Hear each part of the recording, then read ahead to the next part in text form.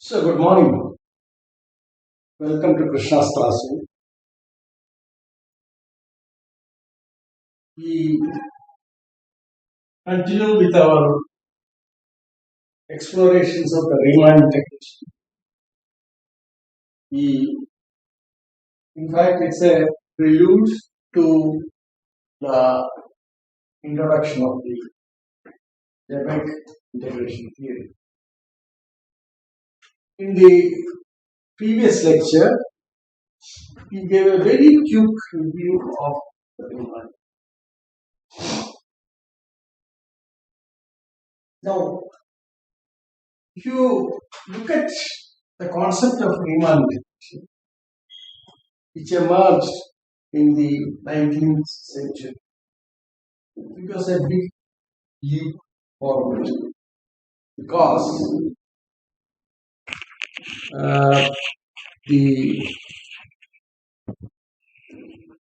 the work done until that had integration conceived as the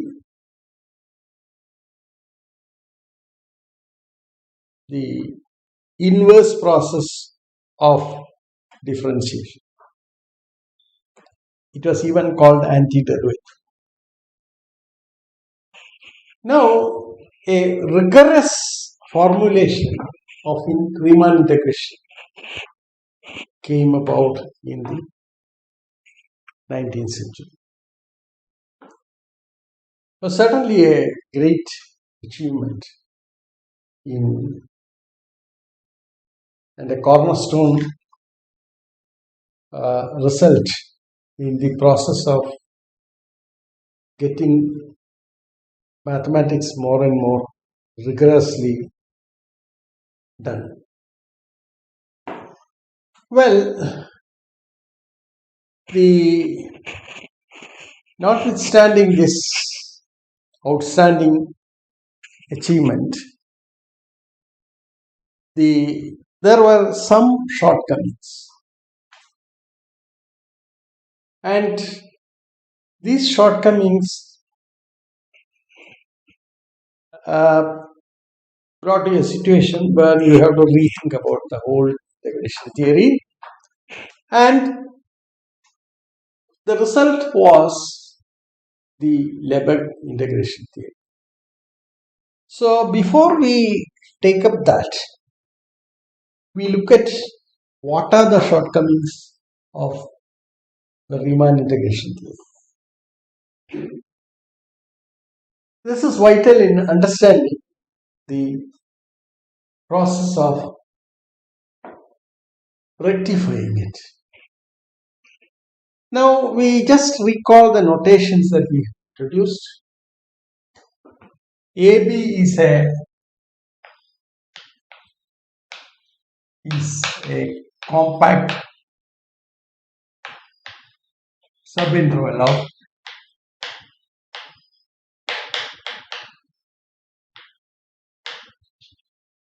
R.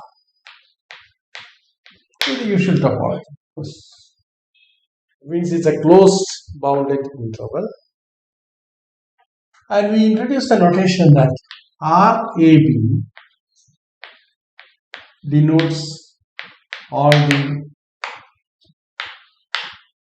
real valued functions f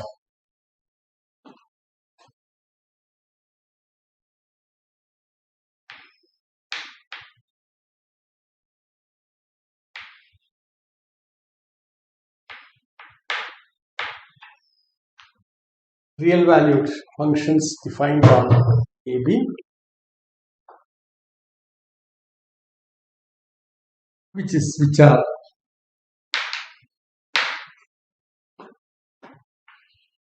Riemann integral.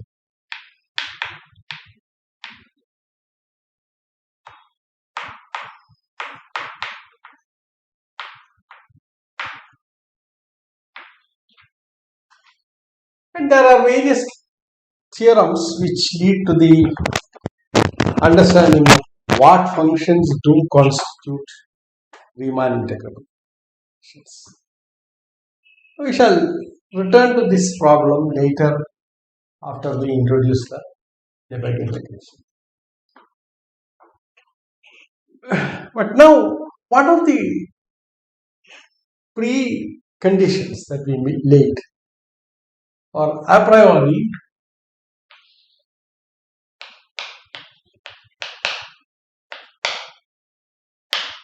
we assumed F to be bounded and AB to be a compact.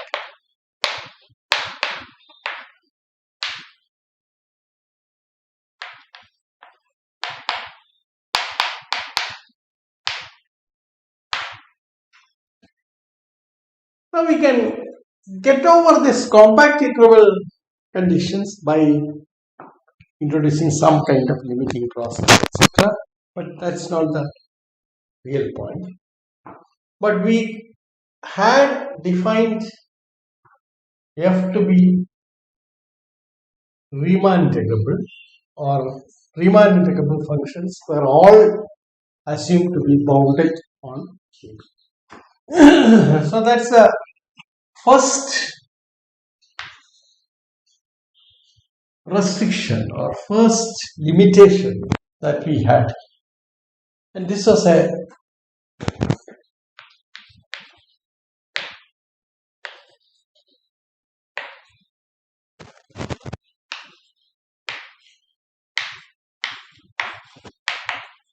limitation restricting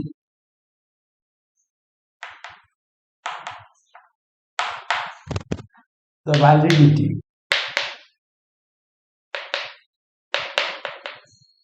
of this theory only to bounded functions.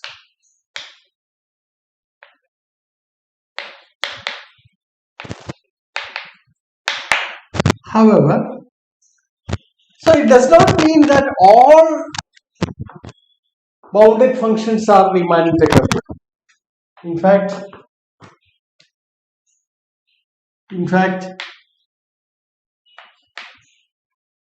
this is a necessary condition.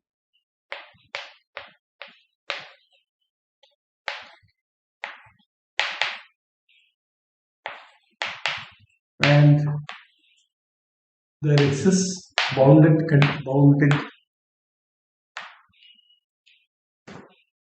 functions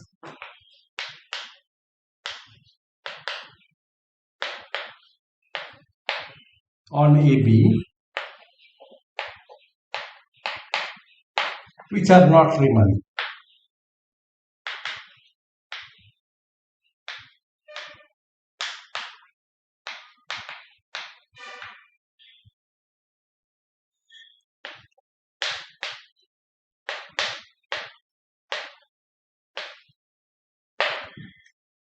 The theory did not take care of all bounded functions.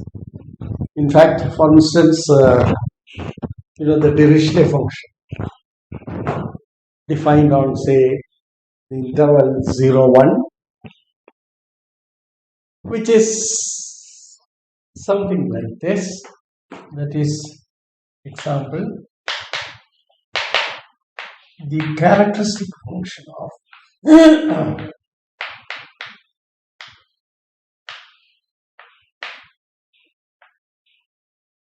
or Q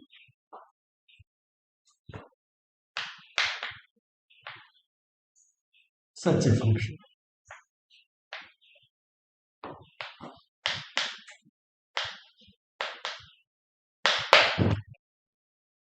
Okay, that is something that should certainly bother us. But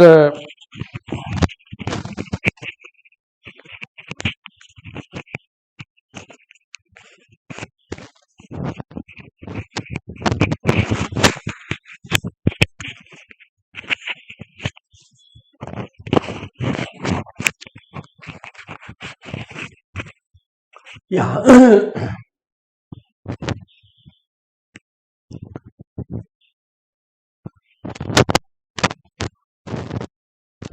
Yeah, that was of course, a limitation. And I would make some remarks about this limitation, or it is going to be visible soon when we take up the second and most important aspects of the limitations of Riemann integration.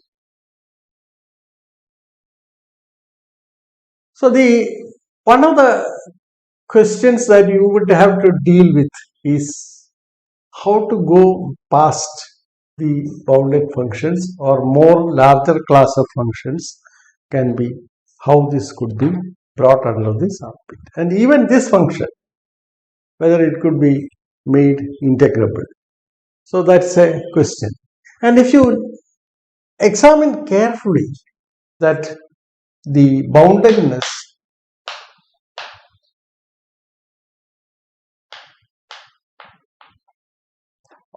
of f on AB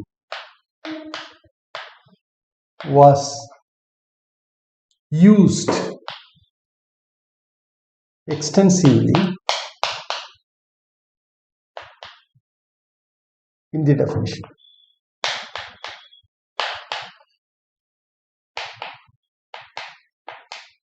Especially when we defined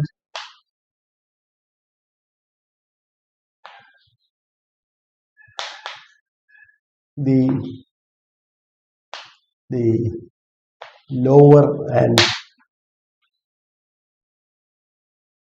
and upper integrals.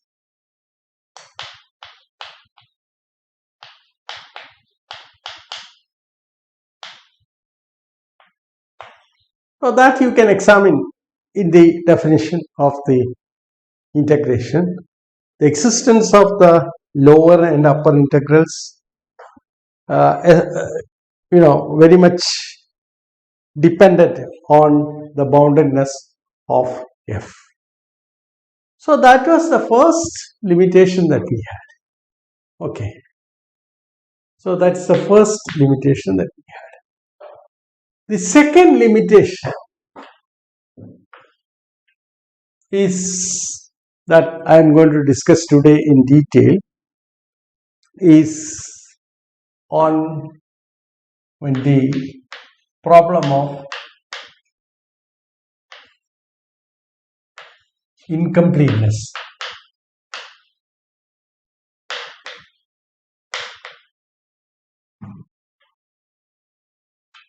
Incompleteness of RAB with respect to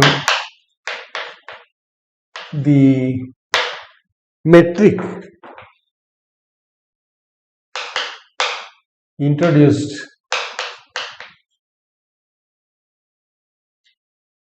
through the integral.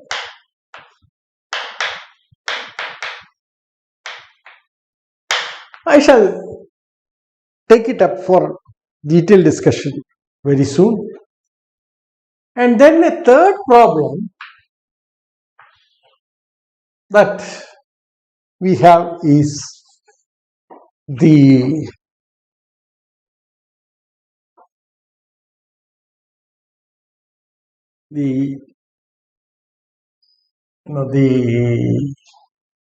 what happened to the belief that the third problem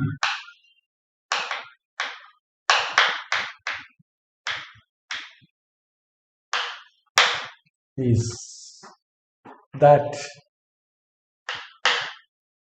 the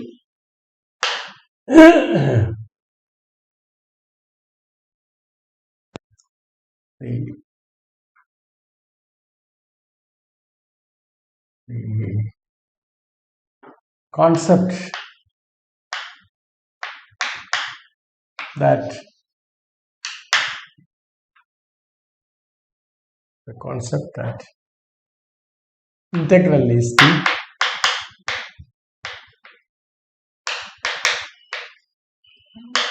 antiderivative.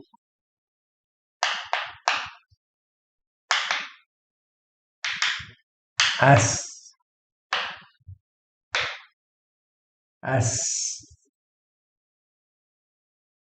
it was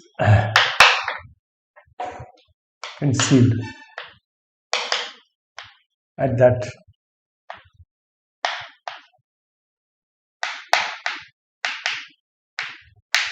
we shall spend some time discussing these aspects. That means something to do with the fundamental theorem of calculus.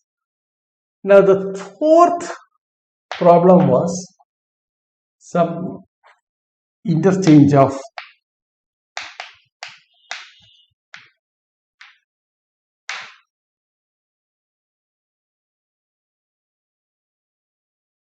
integration and limiting class.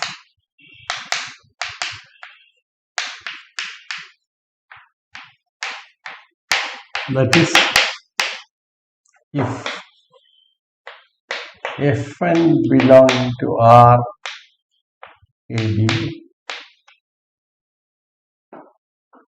for n equal to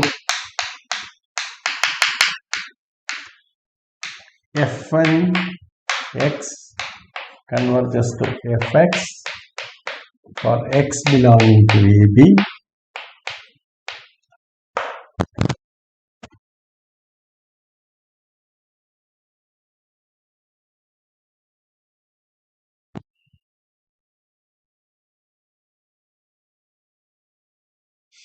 The questions are, is F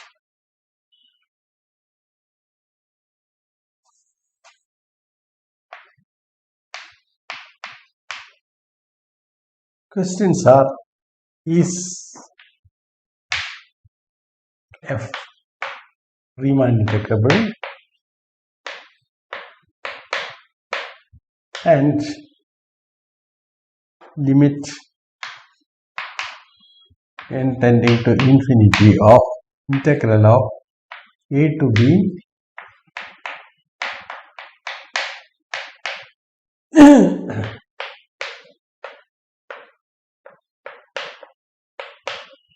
Now this of course means that the limiting process and the integration can be interchanged if this is true. Is that really generally true in this case? Do you get this property valid with the introduction of the Riemann concept of Riemann integration? Okay, let us now start. I have made sufficiently clear what the problem is with 1. But let us now take it for granted that we are certainly, of course, what we have is Riemann integrals are defined only for bounded functions on compact intervals, so that we accept as it is. So let us take up the second question. RAB is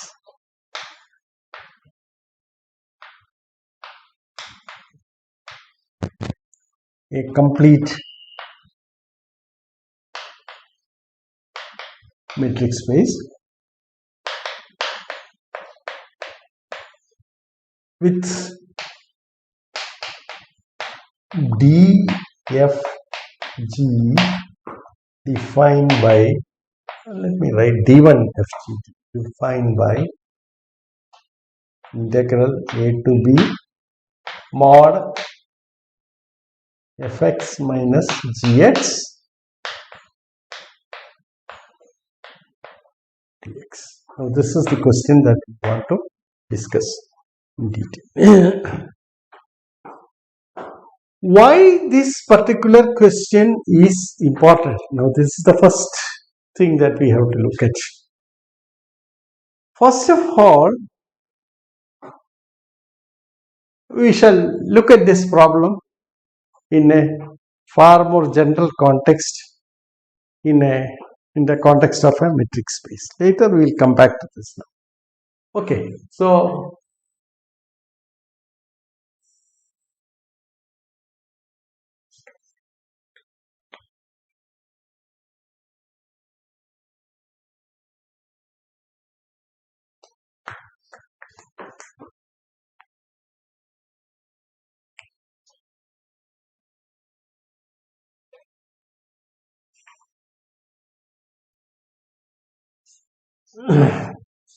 why this problem is important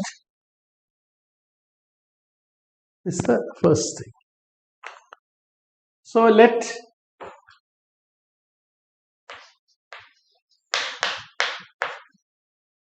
us take, for instance, any metric space. Okay, but here we are working on a linear space. So let us assume that, okay,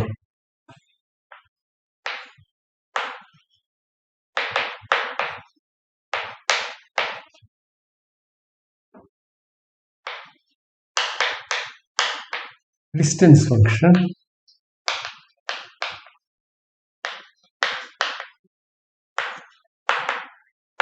defined on X by denoted by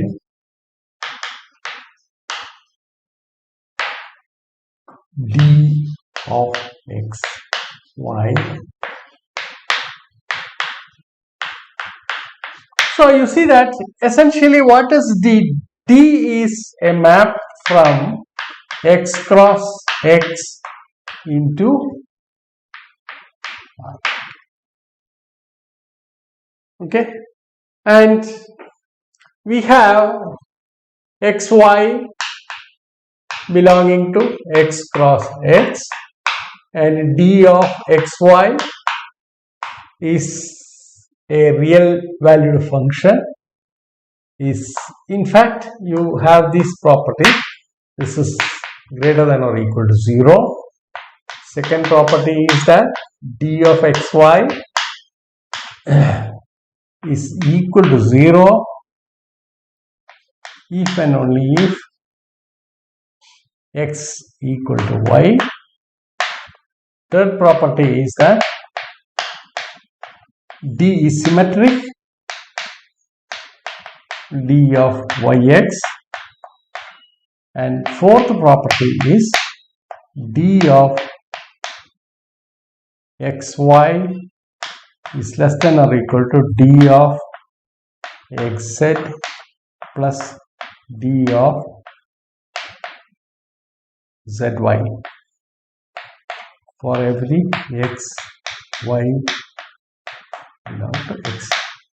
Now if d is such a real valued function defined from x cross x with these set of properties, then you call it a metric. Okay, that gives a notion of a distance between two elements, so that it facilitates discussion of what is called convergence, continuity, all these aspects. Okay, so what we have now is RAB. On RAB, let us define one such thing. But before that, let us take x to be equal to CAB, continuous function on AB. So we'll come to RAB because some more work is needed on RAB. So let x be equal to CAB. Now you know that CAB is contained in RAB. That means all continuous functions are Riemann integrable. Okay. Therefore, we can now define an integral of functions in CAB. And using that, we will define d1 of fg integral a to b mod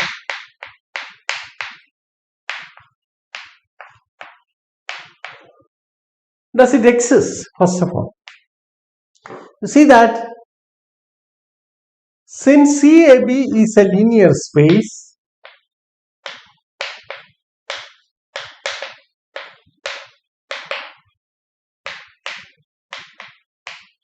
over R, which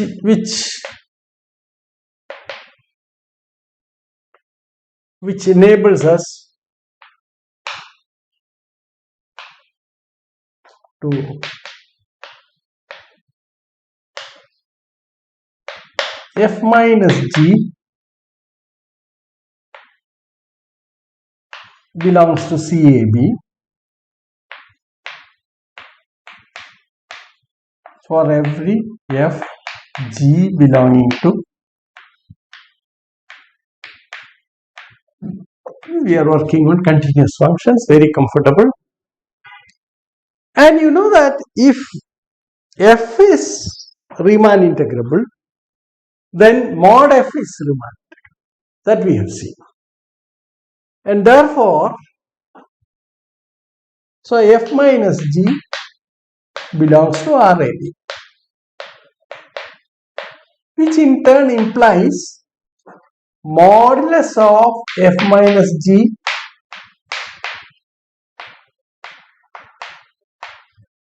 which supports the definition of this.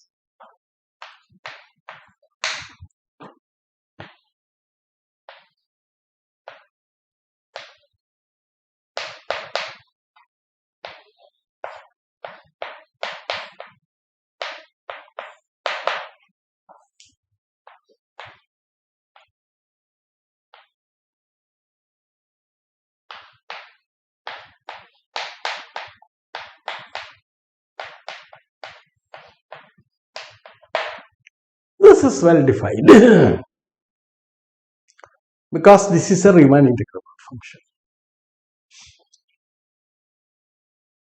And we are at the moment in a comfortable part of Riemann integrable functions, namely continuous functions. So you see that now let us examine whether these four conditions are satisfied. First of all, by definition, since the integrand is non-negative, this is greater than or equal to 0. For every f g, this is greater than or equal to 0. Now d1 f g equal to 0 implies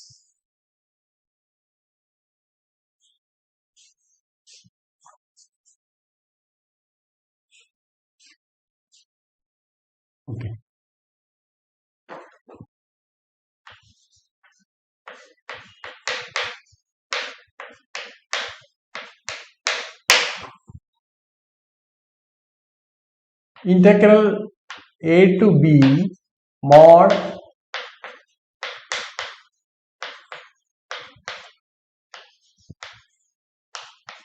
equal to 0. And you know that this is a non-negative function. It's not only a non-negative function, it's non-negative continuous function.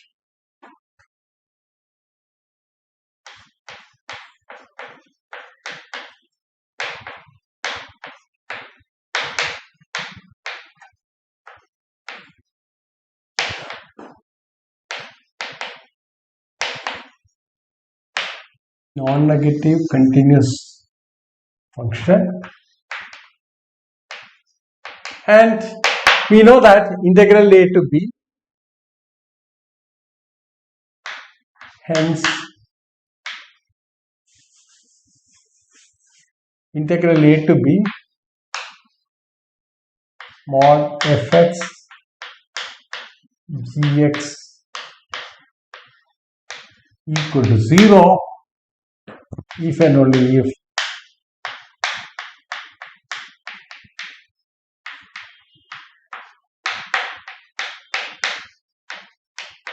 here continuity is made use of. Or in short, what you are saying is that if integral of a non-negative function f equal to 0 on the interval ab, and if f is also continuous, then f is identically equal to 0. Therefore, you have the 0 function. So, we are making use of that. Okay. And these properties are simple to verify. You see that d1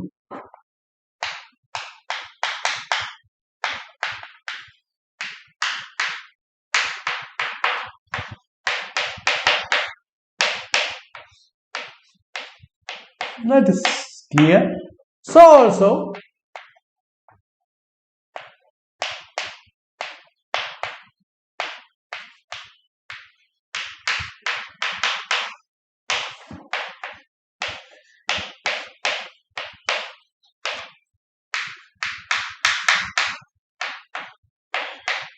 belonging to CA. That is, the triangular inequality is satisfied. Therefore, D1 is a metric. Therefore, CAB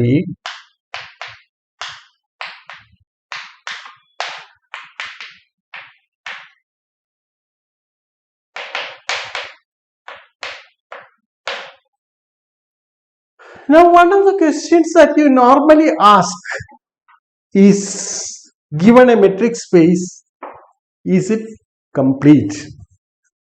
If not, what is its completion? What do we mean by complete? Why you are worried about completeness of the space? Let us go back to the general case. Suppose XD is a metric space.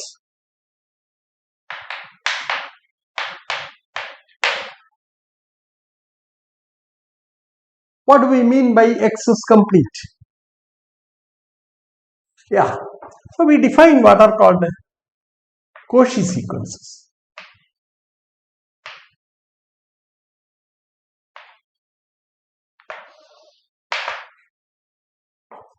A sequence Fn or Xn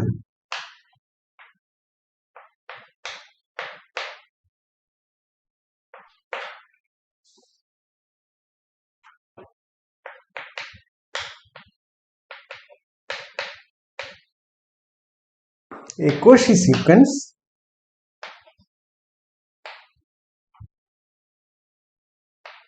if it has the property that as n gets larger and larger, the vectors or the elements xn start coming closer and closer. I don't want to use the word vectors because I have to even assume X to be a linear space.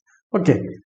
If this is expressed, of course, by saying that if epsilon positive is given, then there exists n epsilon, which is a positive integer,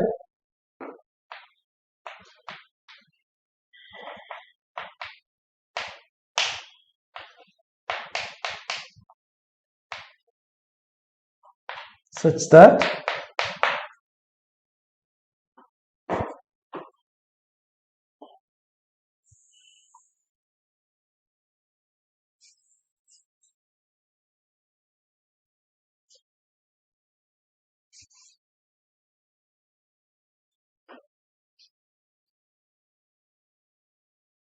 d of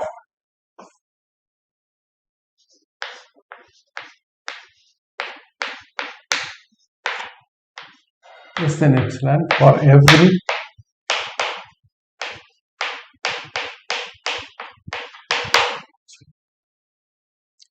this expresses the fact that as n and m becomes large, xn and xm start getting closer.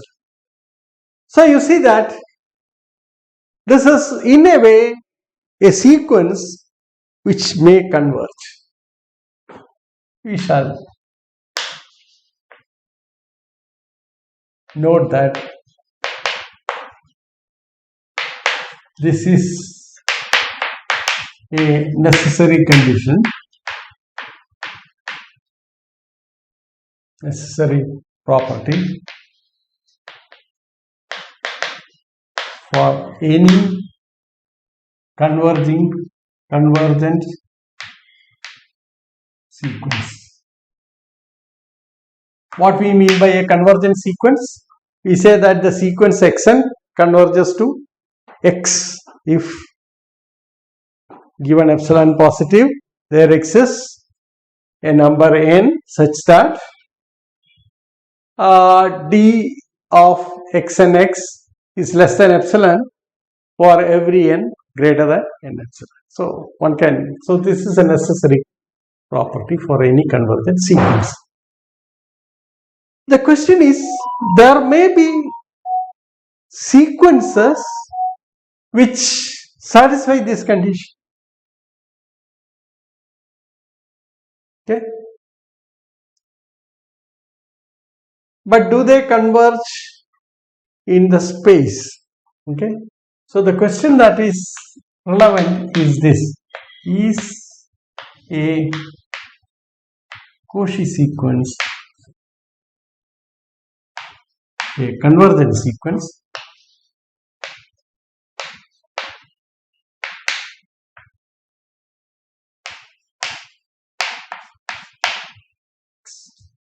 This may not be true. Okay, this need not be true. Now, a very simple example for this is this. You look at this x to be the interval 0, 1. Consider the sequence 1 by n.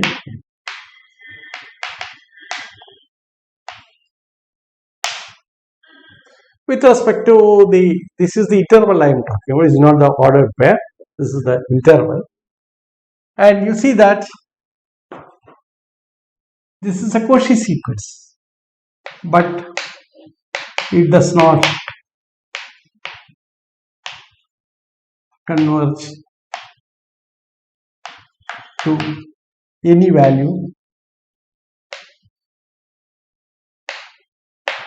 x. In fact, it converges to 0, but 0 is not in your x. Now, that's a very simple example.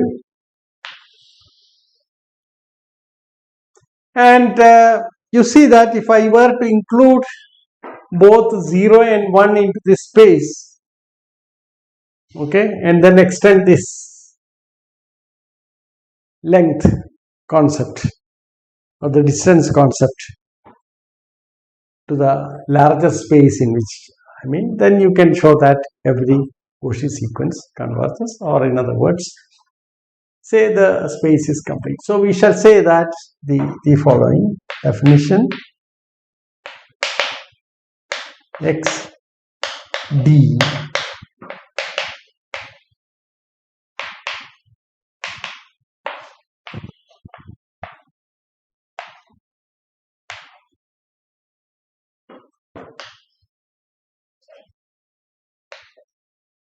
sequences of elements of x converge x. So this is the usual question. So this is the question that we have asked. Okay. So is this xd complete? So that's a completeness problem. Now one can prove that given xd, if it is not complete, then it is a completion.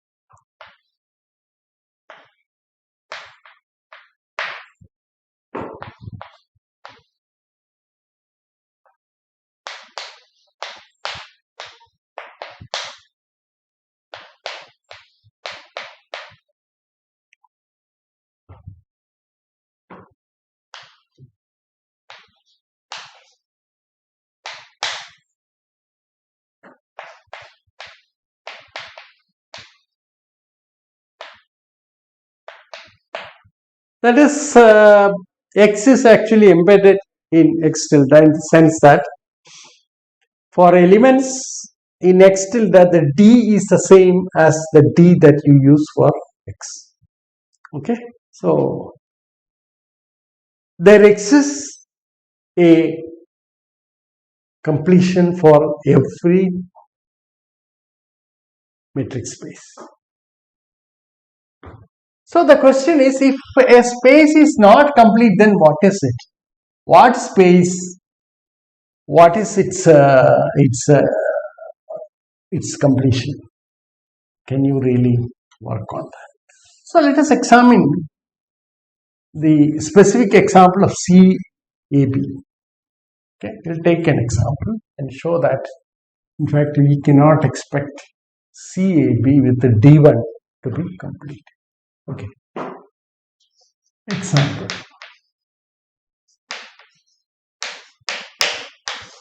This is to show that C01 with D1 is not complete.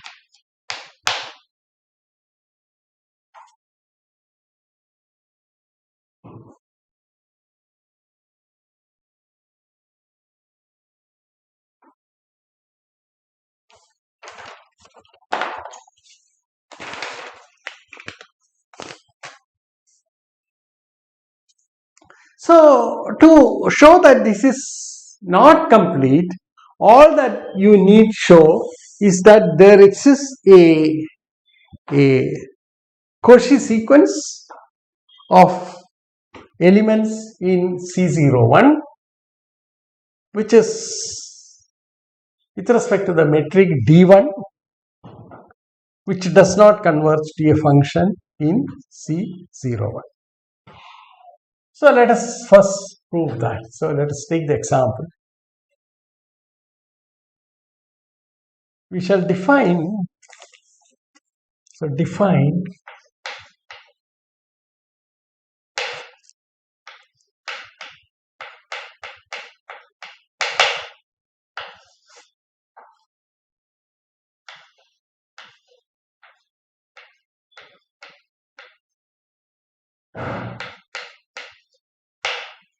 this as x minus half times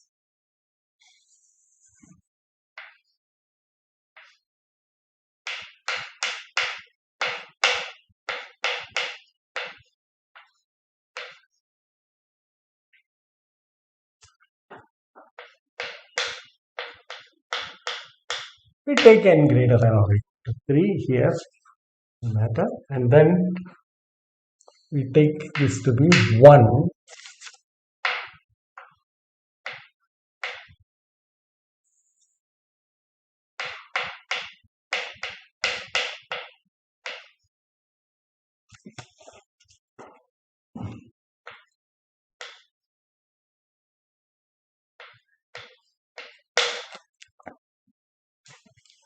So let us define this. Now you can see that is for, let us take 3, 4. Okay. Now you see that you can define Fn in any way you want for n equal to 1 and 2. It is mainly because of this constraint. Okay. Right. Because you want half plus 1 by 3 less than 1. So it is defined on this. So let us look at the graph of this function. The graph of the function is on the interval 0 to 1. Okay, so this is half, this is half 1 by n. Now you see that this function is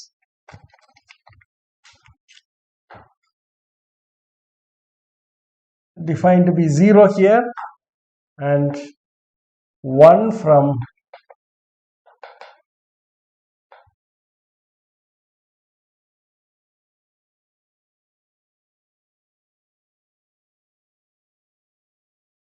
1 over here,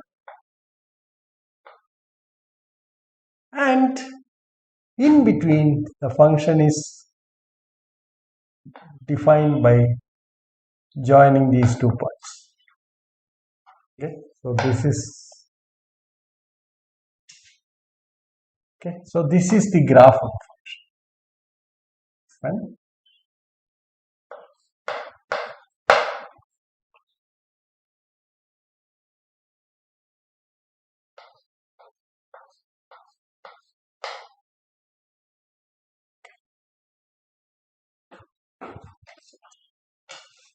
Now you know that this depends on this. Now you see that Fn is a continuous function.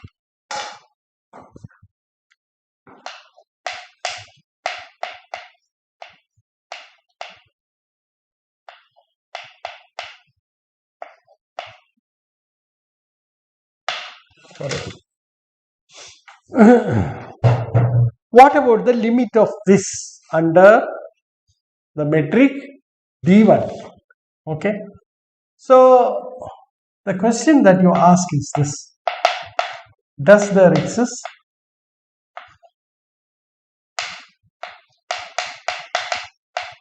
f belonging to C01 such that D1 of Fn f is equal to integral 0 to 1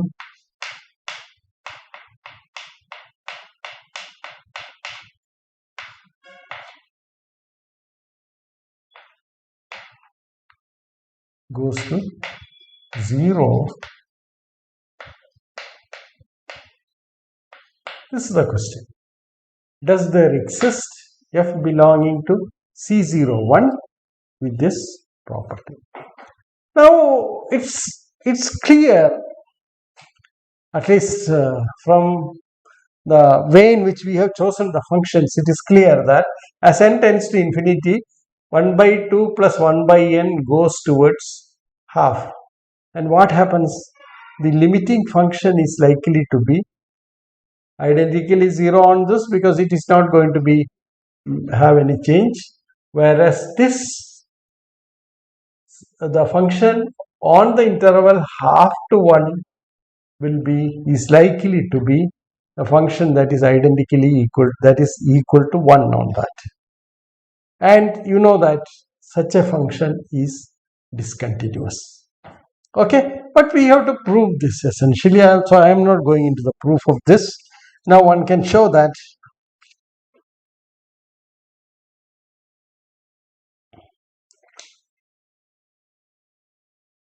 if Fn converges to f D1, then we can prove that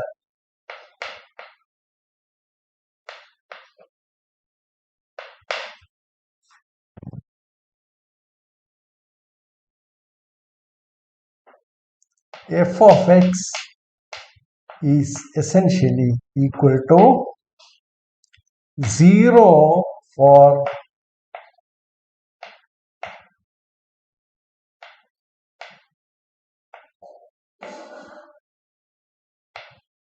half and 1 for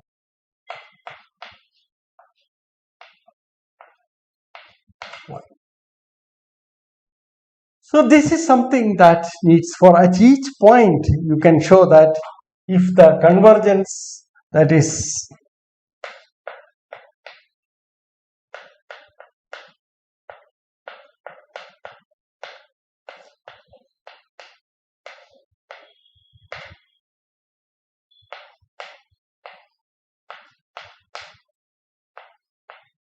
f is as given.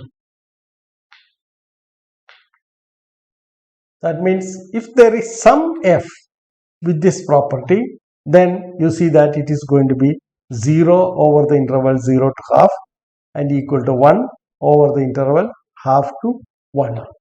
and giving a discontinuity at half. Okay, so there does not exist a continuous function f such that fn f converges in D1. So this shows that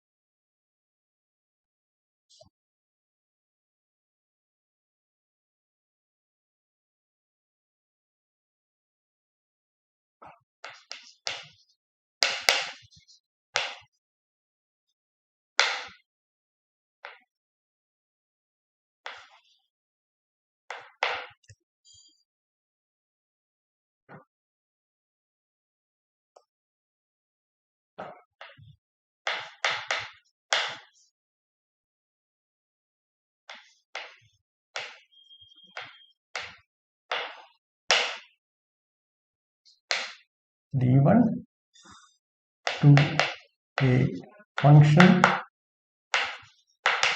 which is discontinuous,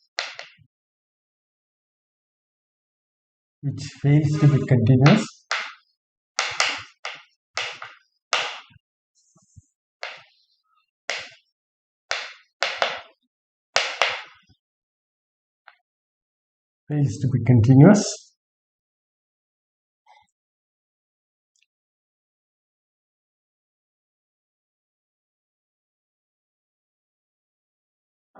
on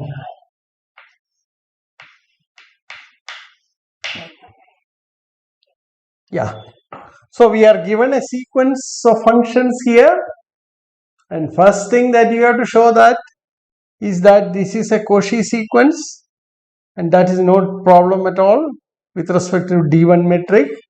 And then you have to show that if at all it converges to a function, that function is going to be discontinuous on the interval 0, 1. So the limit of this function in D1 is not a continuous function.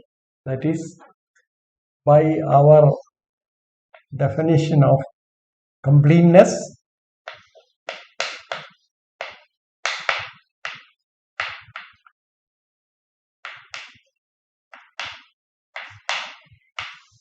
so a desirable class of functions, namely the continuous functions, which analysts often deal with, is not complete with respect to this one. In this regard, I want to make a remark. If we define D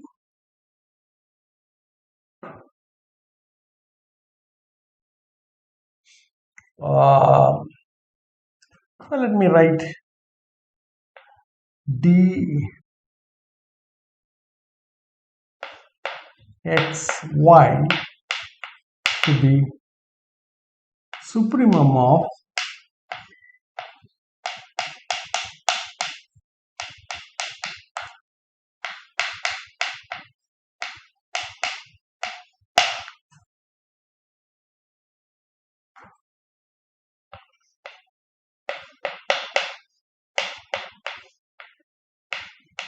you say that first of all this supremum exists in this case. Okay, we can show that D is a metric on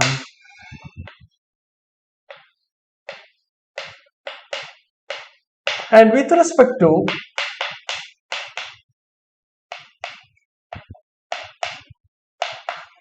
the supremum metric,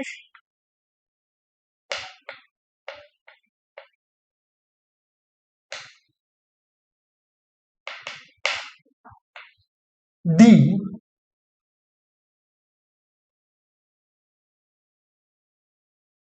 CAB is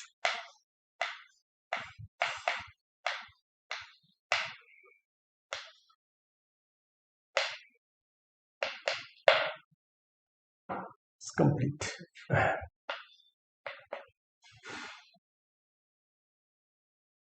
Now this is the result that you have. So the completeness it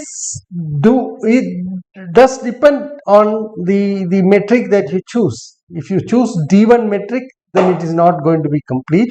But if you are choosing D metric, as I have defined here, then it is going to be complete. And it's worthwhile to look into the proof of this theorem. Okay. So CAB with D1 metric is not complete.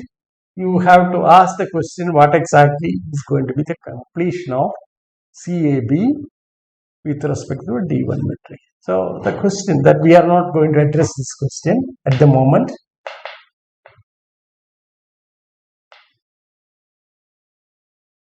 What is the completion of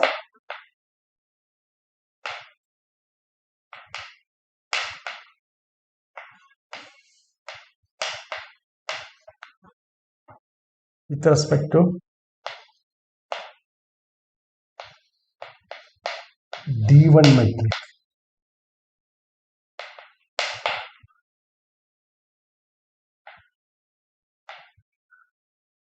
One might suspect that you know that CAB is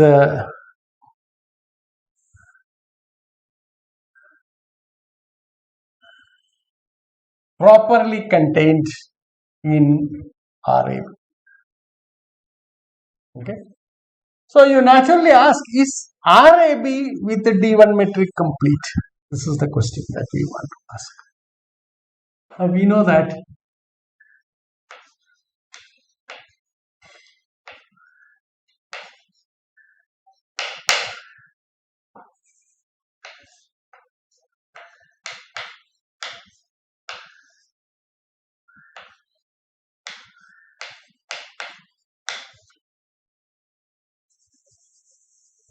and both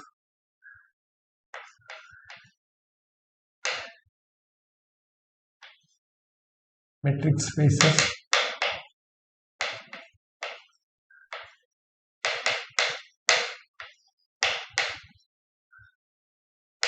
therefore you naturally suspect that you are see, this is CAB, it's not complete, so there are Cauchy sequences which converge outside that, do not converge in this, and RAB is a larger class. We use D1 metric.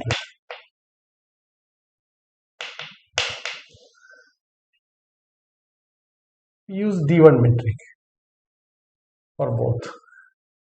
So it's an extension of RAB. D1 is an extension of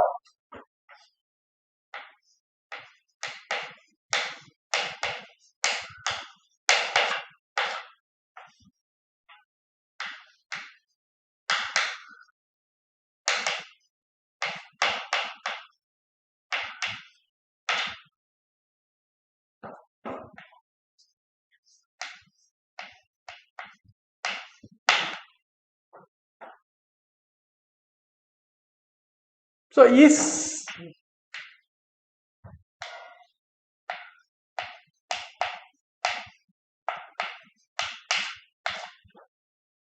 a completion of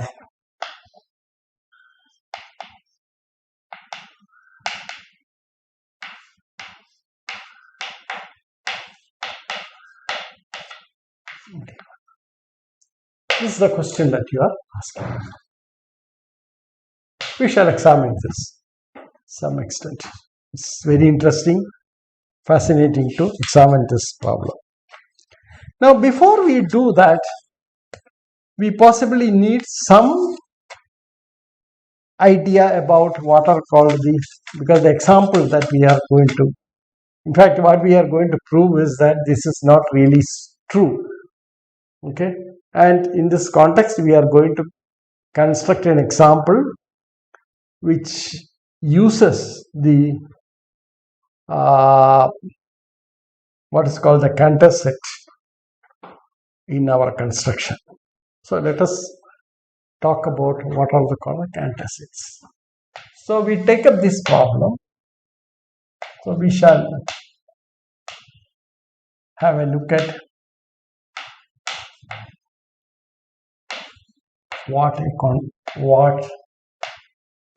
Cantor set is.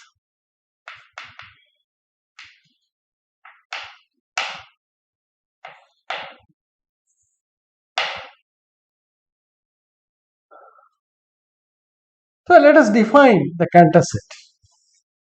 I will very quickly do it because a lot of things have to be verified here. So I leave it to you. So we take C alpha. So what we are going to define is this.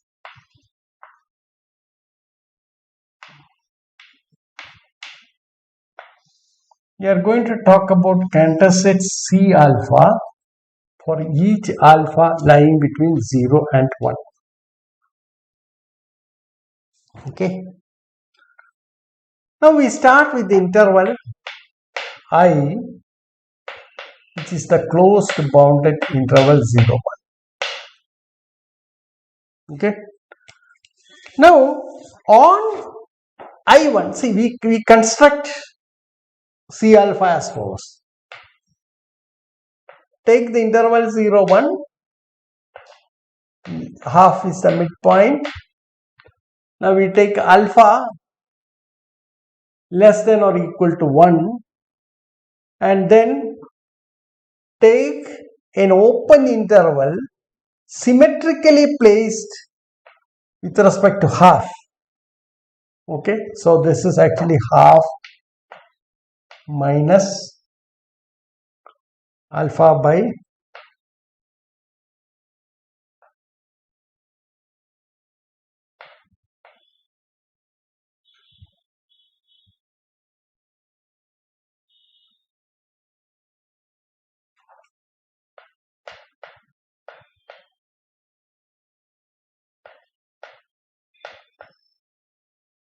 so the total length of this interval is alpha by 3. Okay, so it's an open interval that we are constructing. And then what we do is in this first stage, we will delete this open interval. What is left would be the two intervals, closed intervals, in fact compact intervals, which are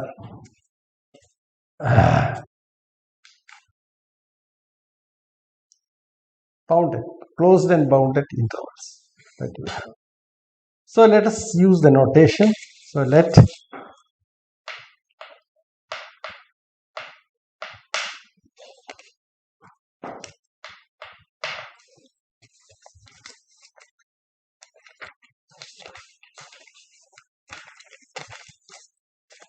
open interval half minus alpha by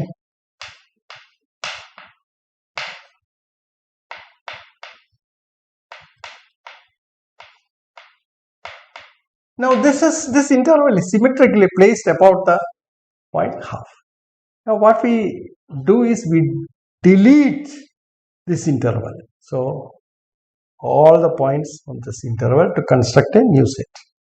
So let us call this one and also designate it as A1. Later using this one, A1.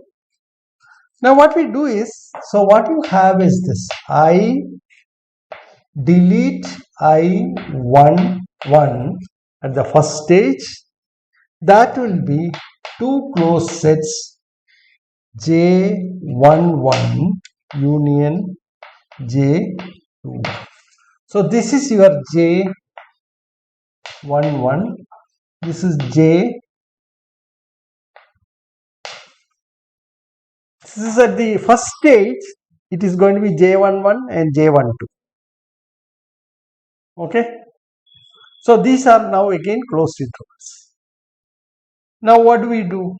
In the next stage, we delete intervals of length alpha by 3 square from these two intervals.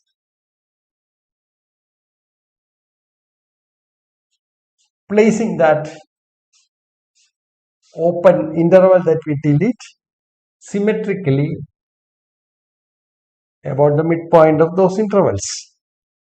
So what you have is this: you take the interval 0 to 1. We have already deleted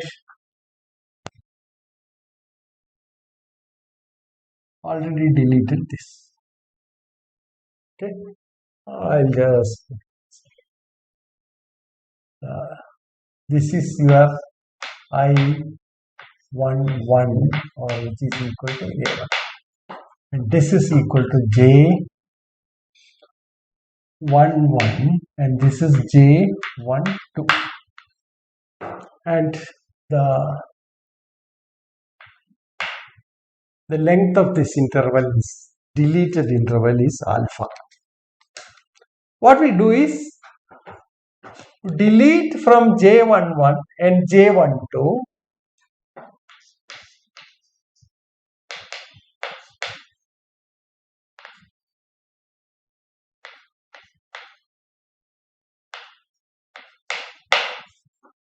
intervals of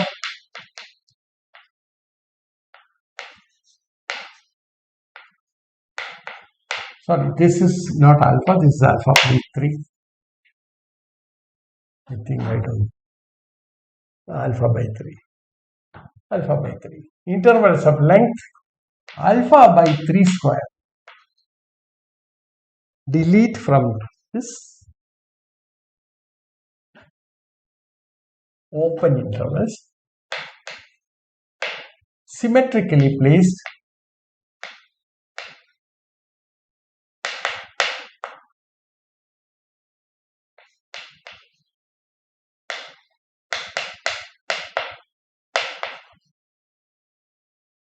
denote them by, that is, we delete, you have an interval I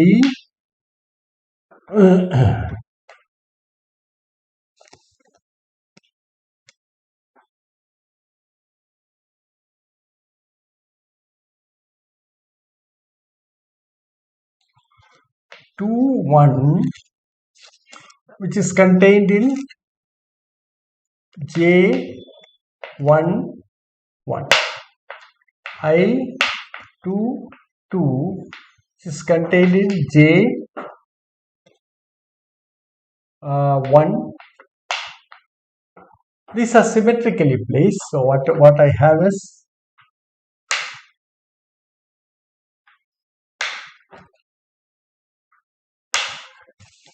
I have deleted these portions, which will leave me with 4 close bounded intervals after deleting them. Now see, this is let me mark this, the color.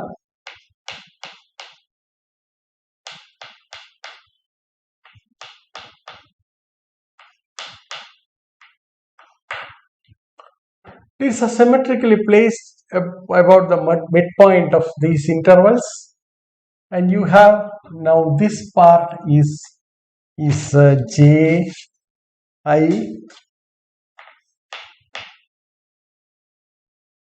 to 1, I to, okay. So they are deleted from there.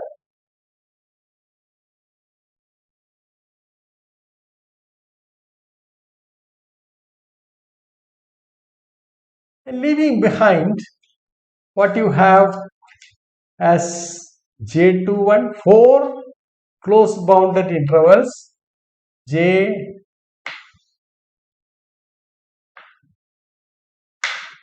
now this interval is J21, this is J 2 2, and this is J 2 3, and this is J 4. Okay, right? So this is J21, this is J22, this is J23, this is J2. So let us write down that. Okay, so we have these intervals are of length, the deleted intervals. So you have got the length of I1 2 equal to alpha by 3 square, and length of I1 I2 2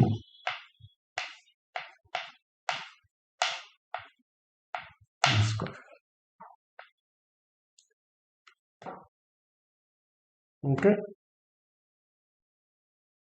so you have got, what you have is, now we define in the earlier case I by I A1 equal to B1. It's a definition that you have. Similarly, we define I slash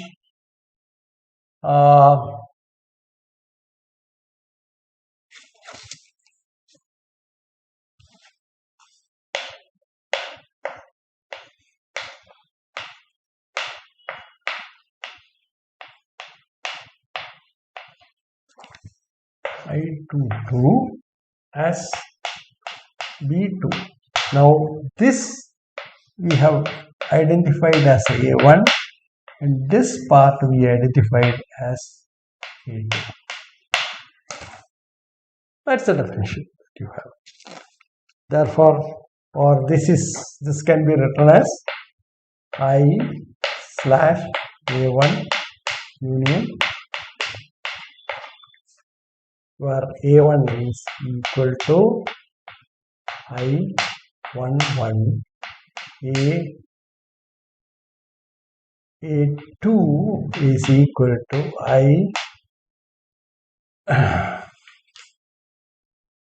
I21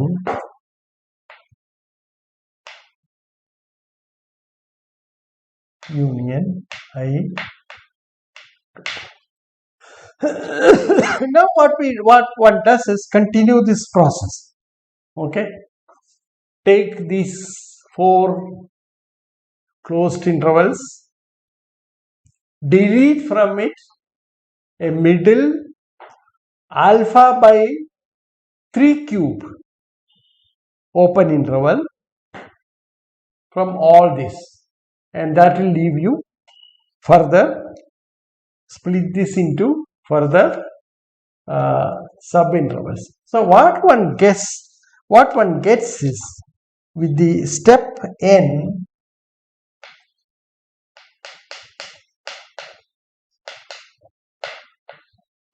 nth step, we obtain the following.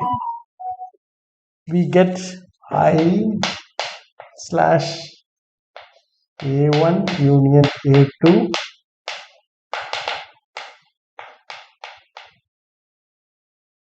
equal to Bn, and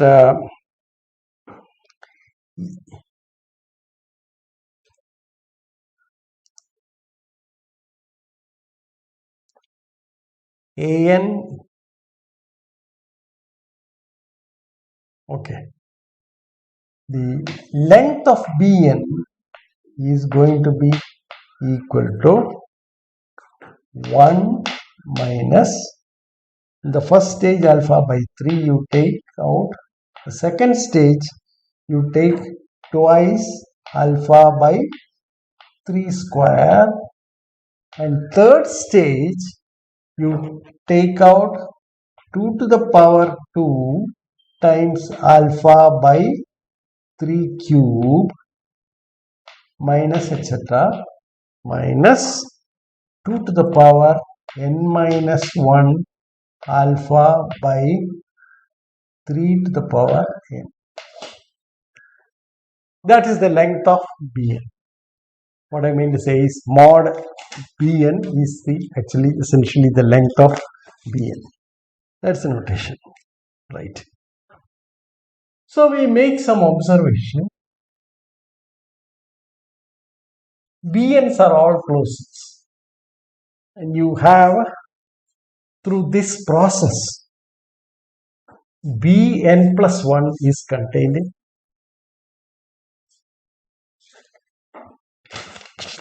So what we have is that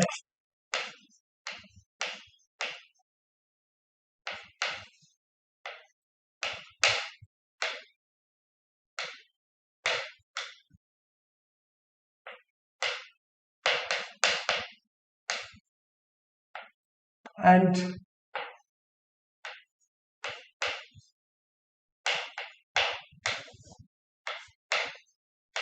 is properly contained in this, in fact.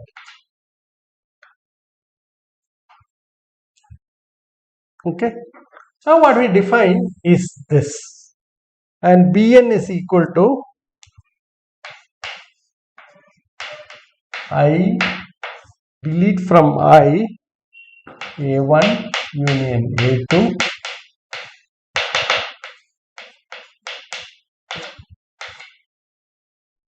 that is Bn. Okay. Now what you have is this, the following, that is C alpha you define now as intersection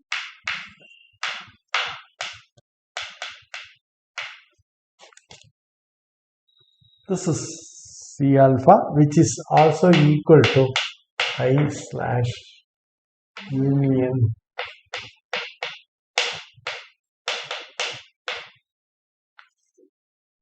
So this is the definition of CR. Essentially, you see that each time you keep on taking out points from this, and eventually what you are left with is what you call C alpha. So corresponding to each alpha, you have a C alpha. One thing that you immediately observe is that all the endpoints of the open intervals you delete, they are automatically in C alpha. So all the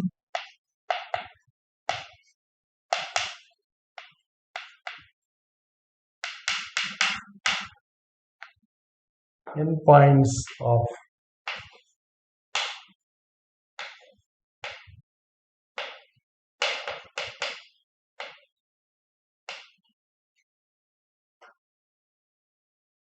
the intervals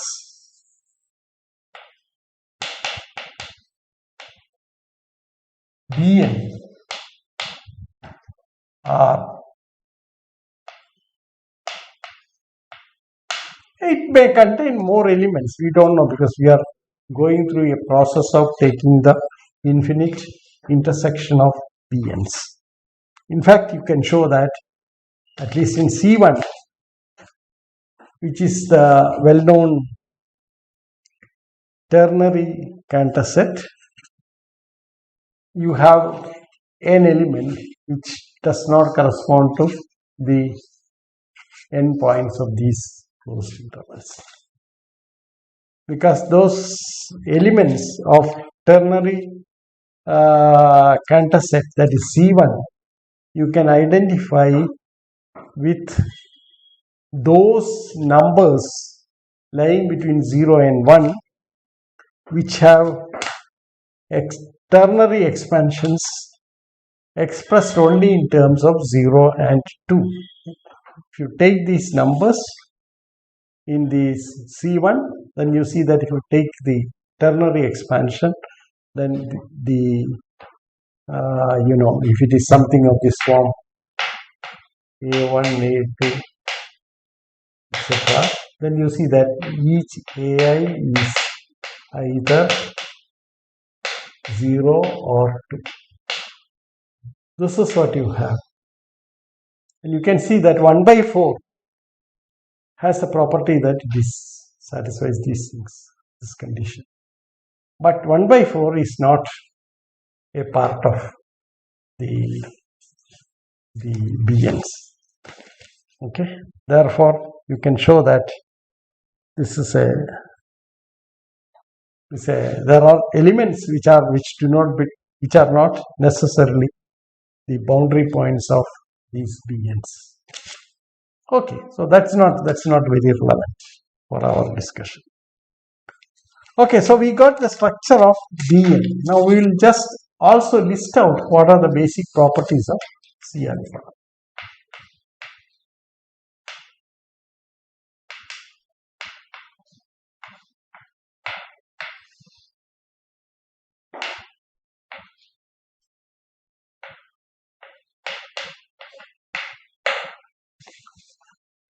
First of all, C alpha is non-empty.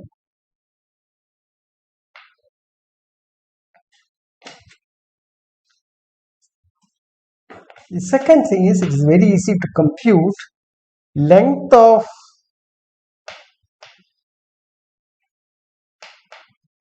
intervals removed from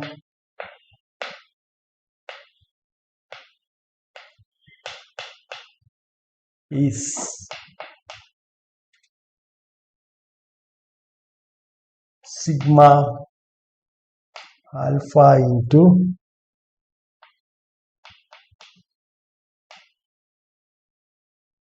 two to the power n by 3 to the power n plus 1, which is equal to alpha. Therefore, if alpha is strictly less than 1, then what you see is that the leftover is substantial. Okay.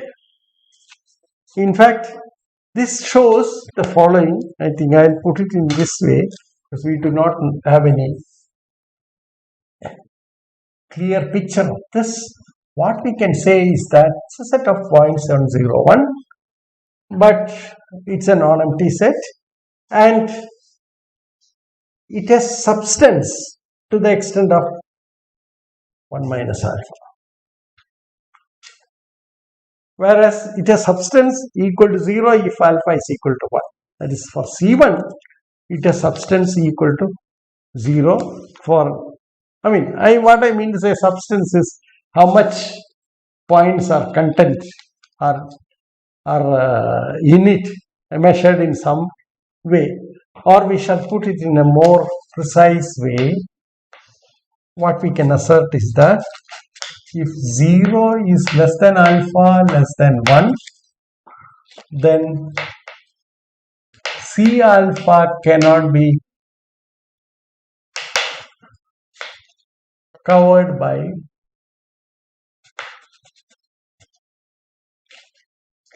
a countable collection of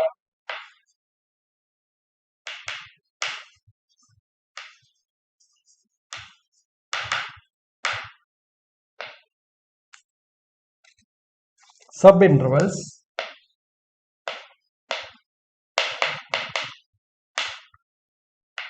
of total length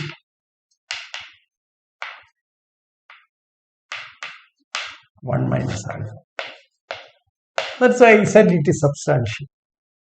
Okay, you can't hope to cover the set of points by a collection of subintervals, so that you put this inside this collection, the union of these intervals. But this collection cannot have the length of this collection or the total length of these subintervals is going to be always greater than or equal to 1 minus alpha, which implies C alpha is not a. This we have defined earlier, what a null set is. Okay, just for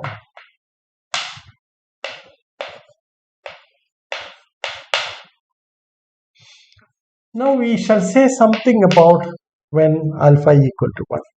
For alpha equal to 1, C1 is a null set.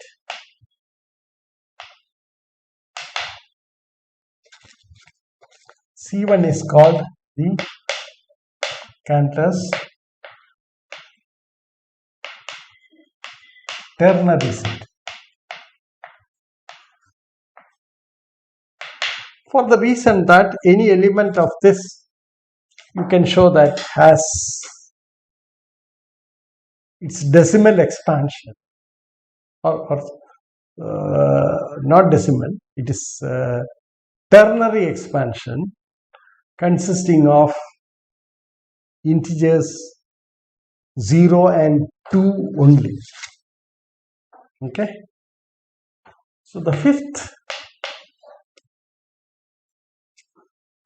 these are some topological properties. C alpha is a closed set. It is the intersection of closed intervals, therefore it's a closed set. This intersection is a closed set. And also C alpha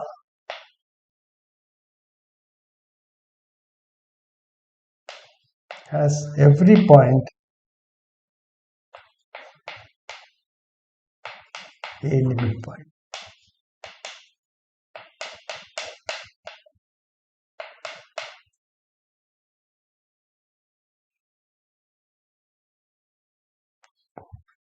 Of itself. These are some of the properties that come out from that. Anyway, that we shall not bother about it. You can make a thorough study of this in detail. And I think in this context, I think I have analyzed this in detail and proved some of these results in my earlier lectures on Riemann integration. But that is, it's also available in fact, I have mostly followed thanks to Professor Rana, Inder Rana's book. It gives all these things in detail. So either you can refer to Inder Rana or to the lectures I have given in the beginning of the series of several, the series of lectures I had given earlier on what are called the Riemann integration. So this, I am just recollecting many of those things I said at that stage in detail. It's only to make sure that this discussion is self-contained. Otherwise, you have to refer back for all the notations, etc. over that. Now you see, let us go back to our completion problem.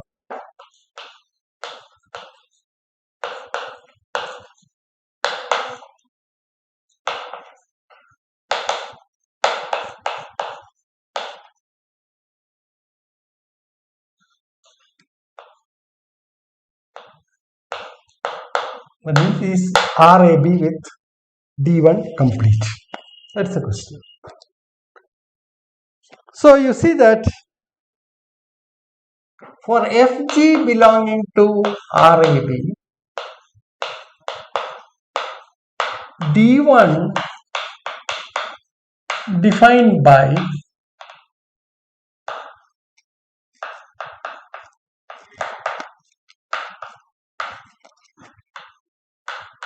is well defined. As I said in the beginning, because f and g are Riemann integrable functions, therefore f minus g is a Riemann integrable function, because the RAB is a linear space, and f and g are bounded, means f and g are also, or they are bounded functions. So f minus g is a bounded function, therefore this integral is well defined. Okay, so D1 is well defined. But is This is an additional problem that you encounter. A metric on, let us examine this. First of all, you see that d1 fg is greater than or equal to 0 and d1 fg equal to 0 if f is equal to g. Then the other condition d1 fg equal to d1 gf for every fg belonging to RAB. Then of course the triangular inequality d1 fg is less than or equal to d1 fh plus d1 hg fgh belonging to RAB. But the problem is this, that d1 is a metric provided d1 fg equal to 0. Of course, d1 fg equal to 0 whenever fg equal to 0. But does d1 fg equal to 0 imply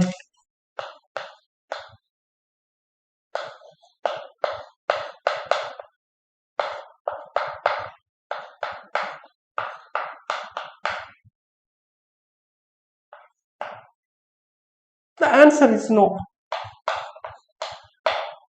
All that it says is that, see, all that this says is that d1 fg equal to 0 implies integral a to b f minus g equal to 0, which means that, which leaves a possibility that f, that is the, see, at least you know that even if, if f not equal to g, but f is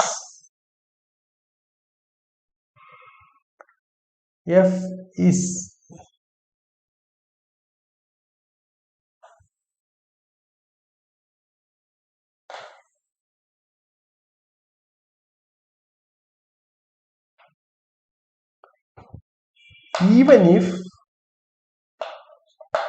f differs from g on a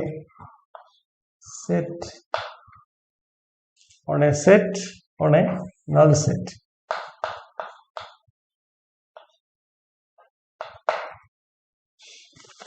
So you see that this does not mean that f is equal to g. All that it says is that they are equal, possibly, except on a null set. Or you know that if they differ on a null set but agrees everywhere else, then this is going to be 0. So you cannot say that f is equal to g. Okay, so there is a problem. Therefore, what you have is that you cannot conclude that this is true, namely that the condition that d1 fg equal to 0 implies if and only if f is equal to g. Only one part of this conclusion holds, the other one may not hold. So mark this.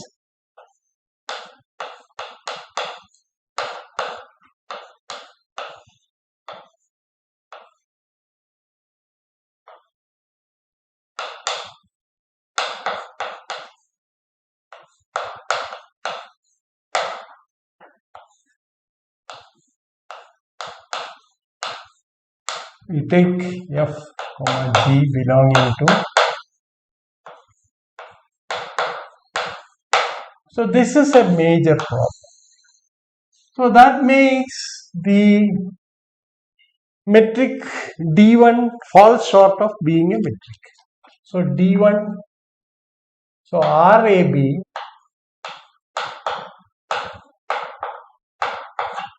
is not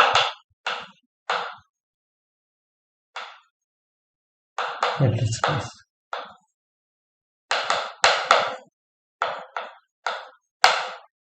That is, D1 is only a pseudometric.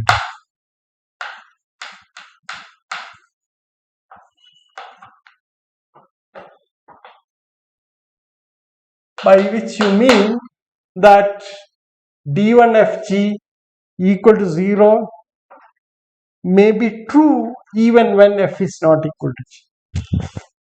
Okay, right? This is what you call the pseudometric. So it's not a metric space. Okay, it's only a pseudometric space. So how to construct a pseudometric, a metric space out of RAB?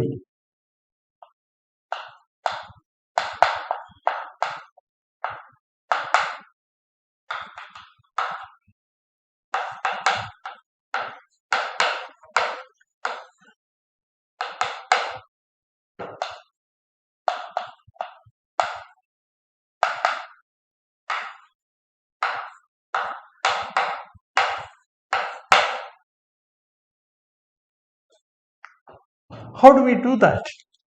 Okay.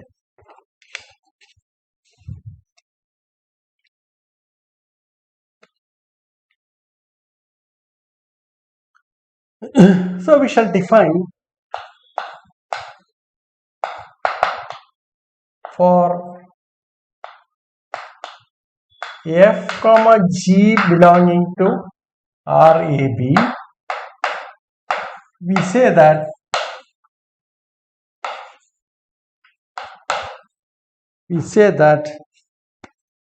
F is related to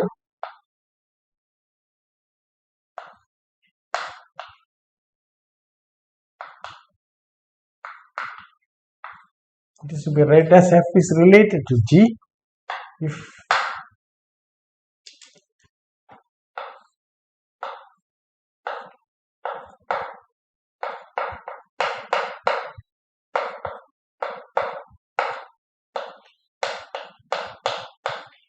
to 0. That is a relation. Now immediately one proves that is a equivalence relation.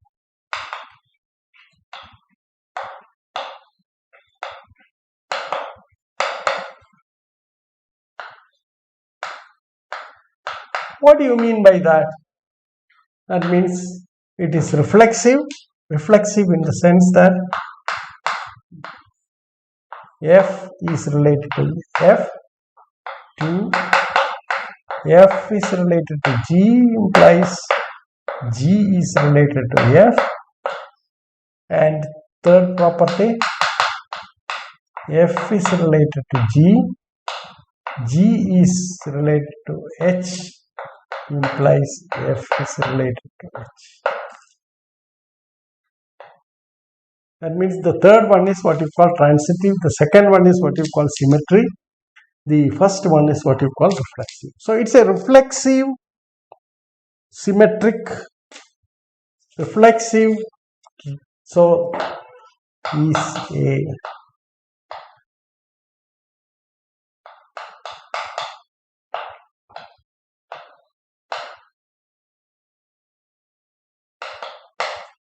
symmetric and transitive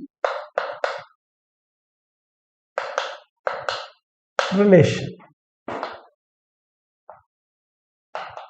What does such things do? So RAB with D1 and this relation.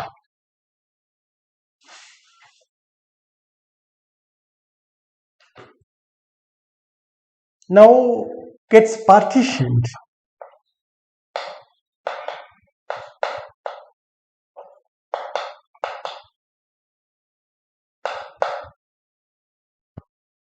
Partitioned by this. What do you mean by that? So it is written as the union of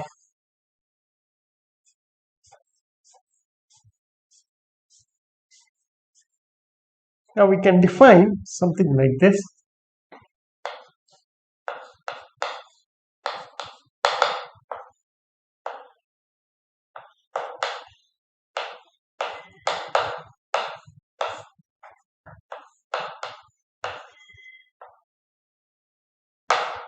In terms of d1. Let me put it that way. In terms of d1. Now you see that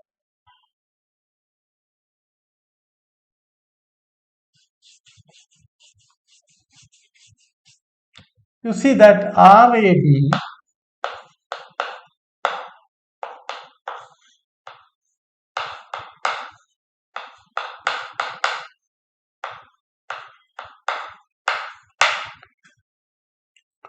but you have this property, namely that F equal to G if and only if F is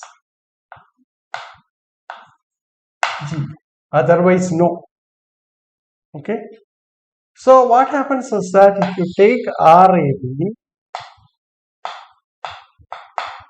it is now partitioned into equivalence classes.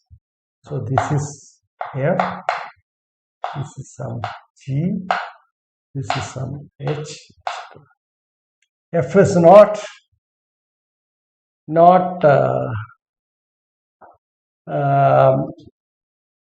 equivalent to G,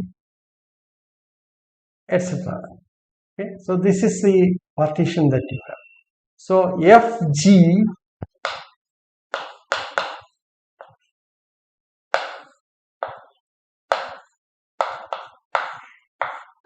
or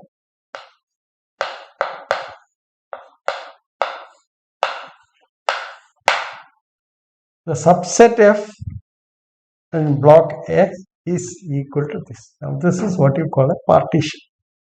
Okay. Now let us define the following. You denote another class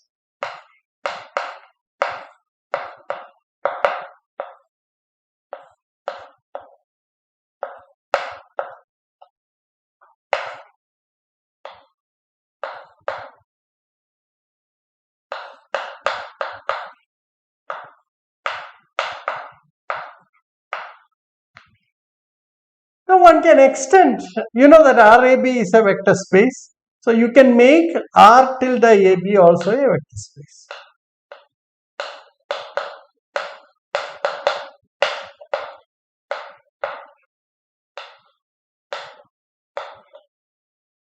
With well-defined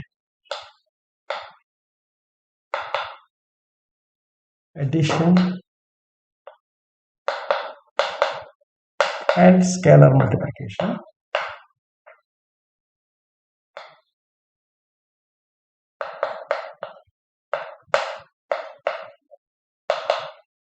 Namely,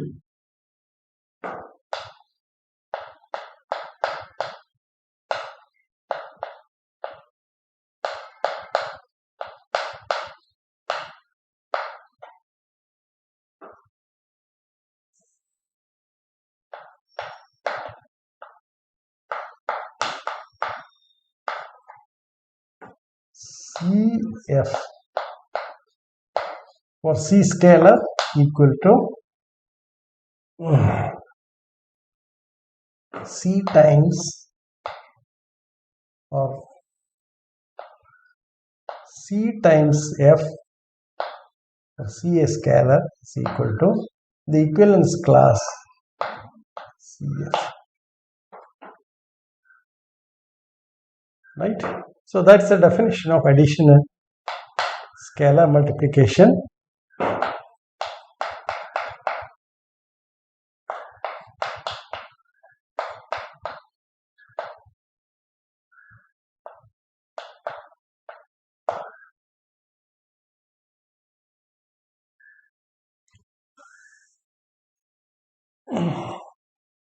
Now on this, now we can define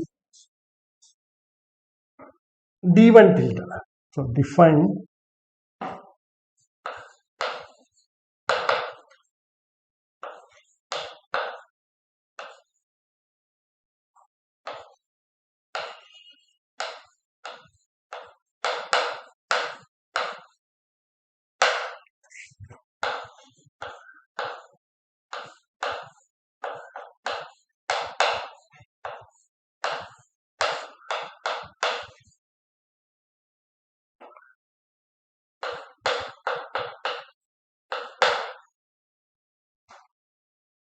now you can show that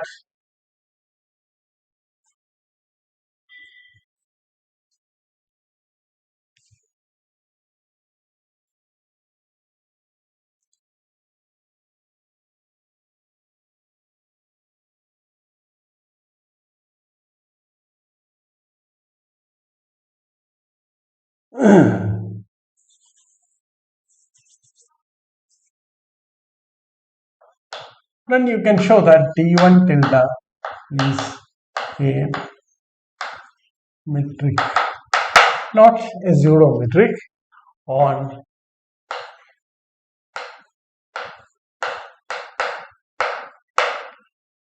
so we will be now looking at this space.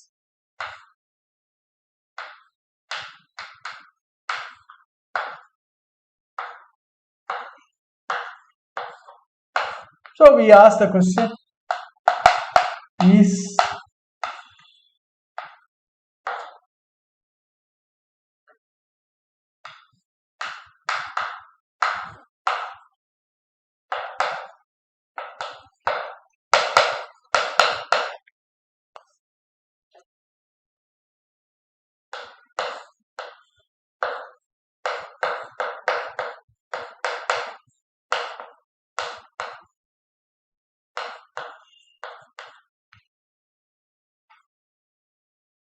complete with respect to. So this needs some work, actually showing that d1 tilde is a metric over r tilde. That needs some work that you can work out. Okay, so I leave those details to you. Now what we are going to do is we are going to start our construction. So what we prove is that we take this one, consider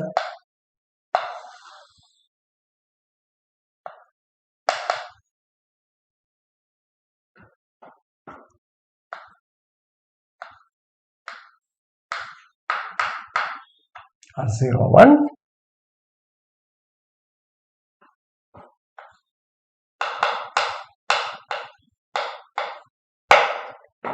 we show that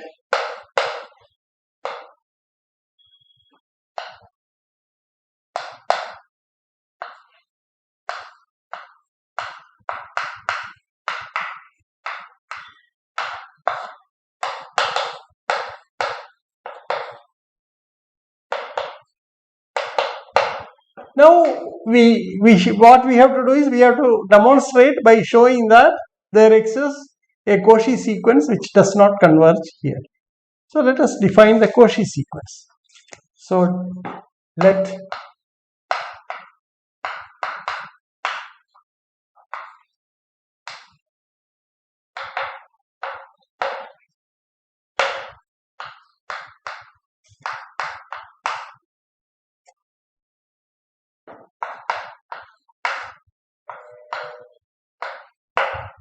Bn,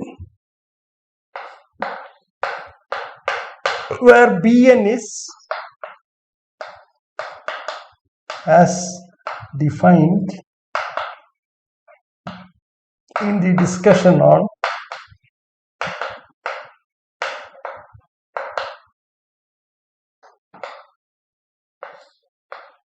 C alpha.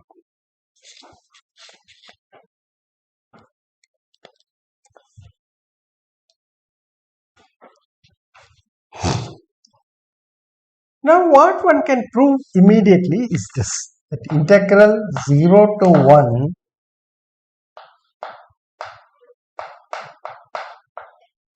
now you see that this is Fn is non-negative, okay, this is greater than 1 minus alpha.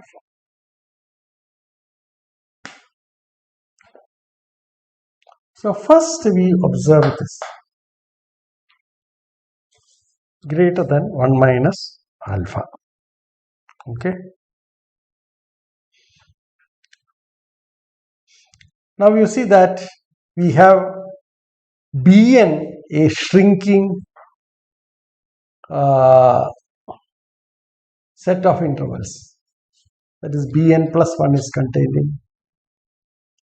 And then certainly you see that the Bn, the size of Bn is certainly greater than 1 minus alpha, and Fn is 1 on that, therefore this is true. So that is rather trivial. Okay. Now the next property that let us work on this now. So we have some estimate of integral Fn. Integral Fn is actually integral chi n. Okay, chi bn. So that is this. Now limit. Now you can show that limit n tending to infinity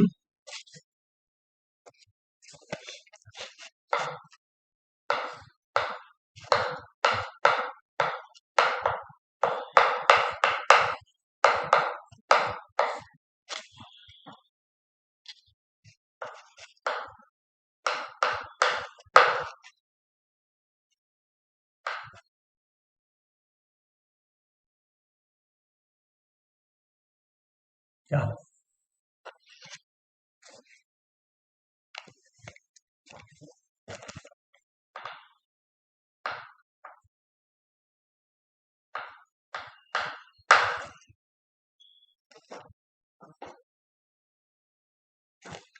Therefore, I mean, that's easy to show because you are working on chi n and chi m, and they differ, and you use the fact that the Bn is a decreasing sequence. So use the fact that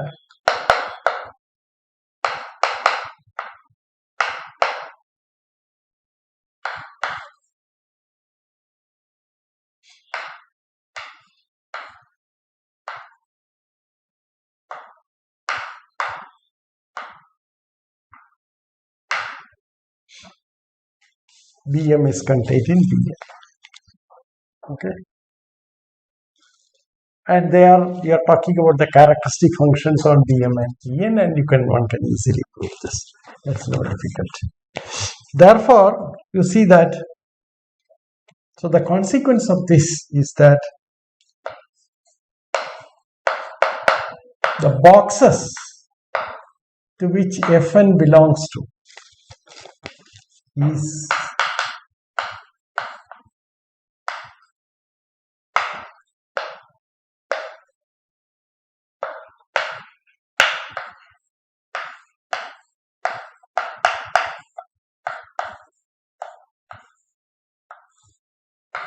this. That's easy to work. It means no problem at all. Okay. Now what we have to do is this. So you have a Cauchy sequence now. So that's the second part. Third part thing that you have to prove is this. Suppose there exists an F belonging to R01 such that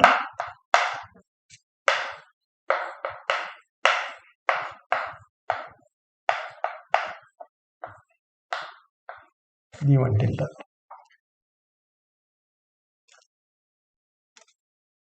Then what we can prove is this. Then what you can prove is this: integral 0 to 1 fx dx is equal to limit n tending to infinity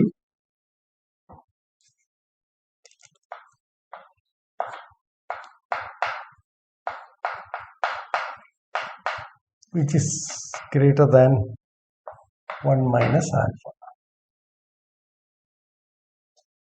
Now the second thing that you can note is the following. If f, the block f is in R tilde, then you see that there is some g d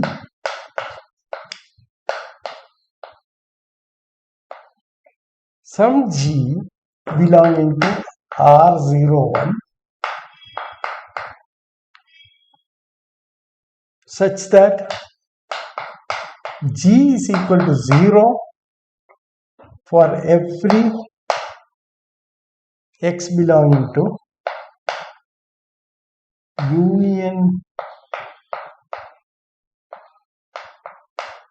B. Look at the relationship between an and bn, okay, and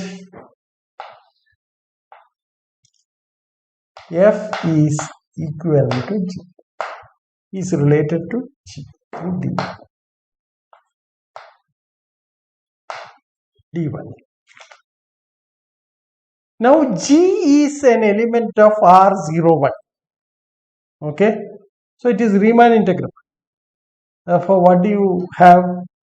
You have integral, the lower integral of gx's, and the lower integral of g is essentially the integral of g. Okay.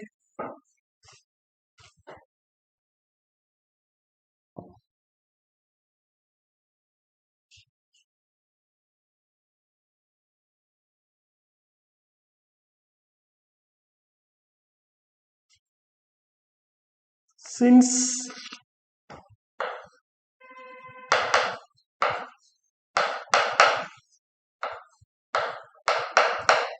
you see that this integral over g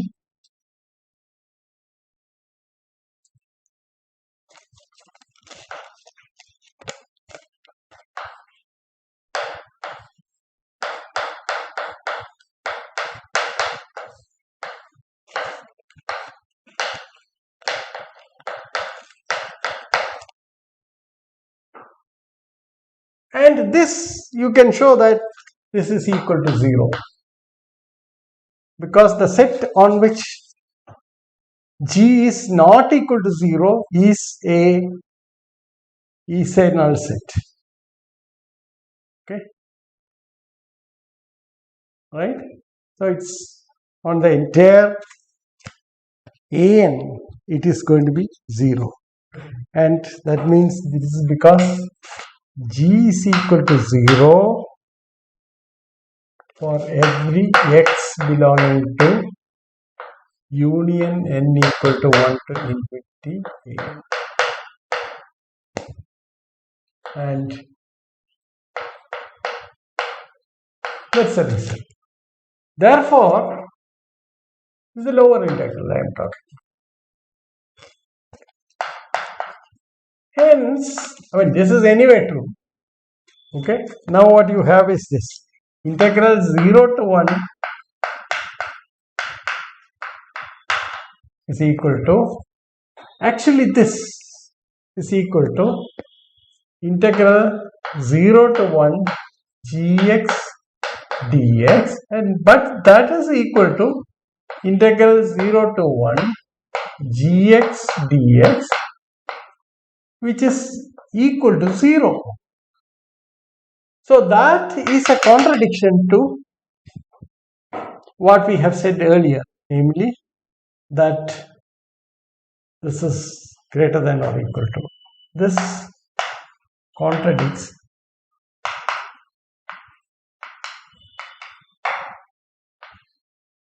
condition 2. Okay, because there it is greater than 1 minus alpha. Okay, therefore you get by this relation integral 0 to 1 fx dx is equal to 0. So that's a contradiction. Therefore, there hence there exists known F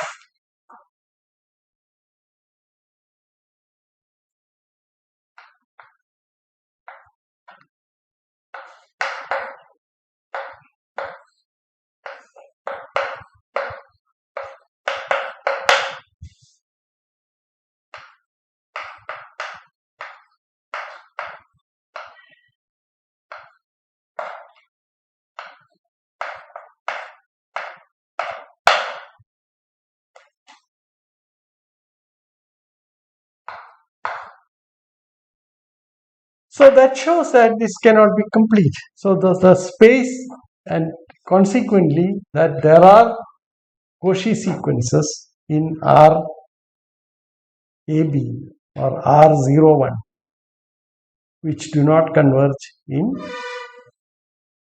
R01. That is, there exists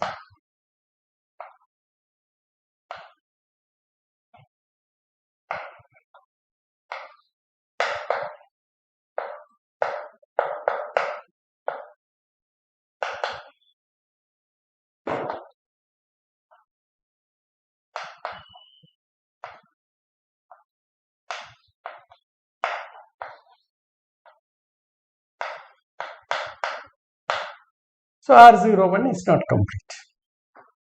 Okay. So the point where we have reached is this. We have very optimistically thought that we have got a perfect integration theory. But the corresponding space that you can define, like R01 or RAB, is not complete. And this is a major drawback that you have, which, the analysts would like to play the game of analysis on a complete metric space, for the simple reason that when they chase a sequence which could possibly converge, we do not want to get run outside the particular space. It is as dreadful as playing football on the deck of a ship with no barricades, because chasing a ball, you may finally end up in the sea. So this is the problem. Therefore, we would like spaces with barricades, and you see that RAB fails to provide you with a space with the D1 metric. It fails to provide you with a space, a metric space with a barricade, so that it is not safe to play analysis on this space because it is not complete. It's a very major shortcoming that you have. Now, there are other aspects that we will discuss in our next lecture, that is the part B of the shortcomings of Riemann integration. After that, we'll start thinking about how to go about, going further ahead and possibly have a relook at the concept of integration. Thank you very much.